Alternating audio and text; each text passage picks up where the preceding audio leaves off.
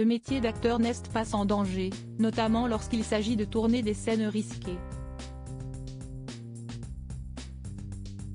Pierre Ninet en a fait la mauvaise expérience sur le tournage de l'Odyssée, où il a cru mourir d'hypoxie. La plupart des acteurs ne réalisent pas leur propre cascade, tandis que d'autres prennent souvent ce risque.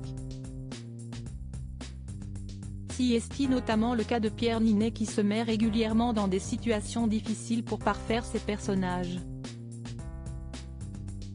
Le 28 juin prochain, l'acteur français sera à l'affiche du Comte de Monte Cristo, un film très attendu où il partage l'écran aux côtés de Laurent Lafitte, qui, à l'image de Pierre Ninet, a décidé de quitter la Comédie Française, et Anaïs de Moustier.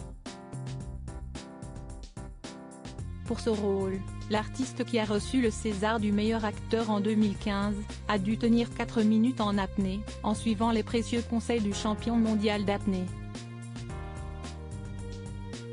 J'ai vu la lumière s'éteindre, une scène intense et difficile, qui lui a rappelé un très mauvais souvenir sur le tournage du film L'Odyssée.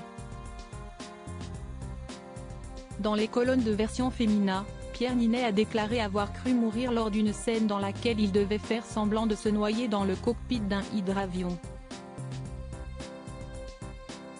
Alors qu'il était attaché au fond d'une piscine, l'acteur a manqué d'oxygène.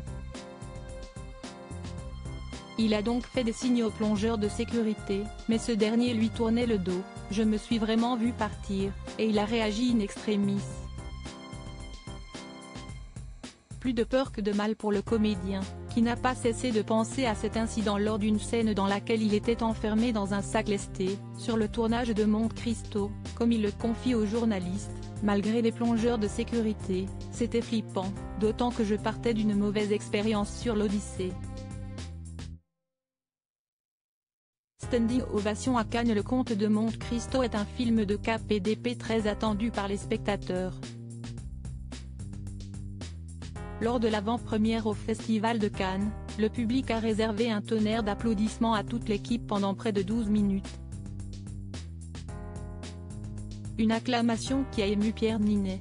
L'acteur a monté les marches de la Croisette avec sa femme, Natasha Andrews, avec qui depuis 2008.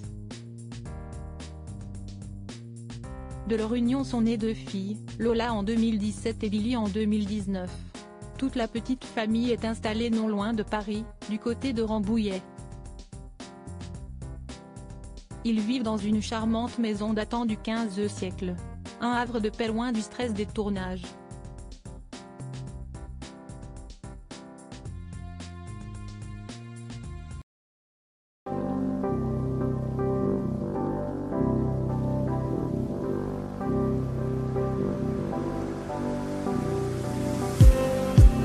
Just